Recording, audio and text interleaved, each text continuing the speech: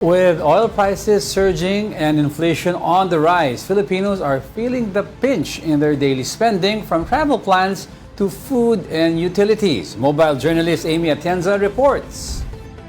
Oil prices have gone up over the past month of this year. From a 2.4% inflation last February, the country is projecting an even higher inflation rate for the following months. And this has severely affected consumerism among Filipinos, with some slashing travel plans during the Holy Week break, while others cut down on electricity and food consumption. Global Tourism Business Association President Michelle Tailan explained that personal safety adds up as a factor as more Filipinos try to save up, especially on leisure. Mahal na talaga if they are going to book right now. So yun yung mga fare nila. Of course, number one, safety.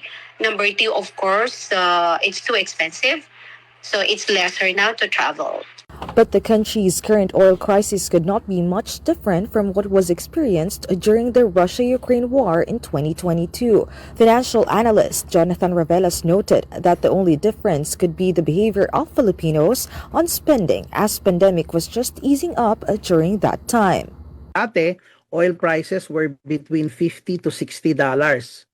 So the first year of the Russia-Ukraine war, umabot tayo ng 120. So inflation also went up to between 7-8%. So coming from the pandemic, iba yung pananaw natin. Medyo malakas pa ng konti yung economy kasi kumbaga gutom tayo eh. Lahat tayo nakakulong nung pandemic, no? So therefore, nandyan yung naalala mo yung revenge spending that everyone talks about kasi nakalabas ka. So people wanted to do experiential. Now that the country is not seeing any stop to this dilemma, more Filipinos have had their ways of saving. According to Ravelas, one key factor is learning on how to be more efficient and even understanding how inflation works on the end of the consumers.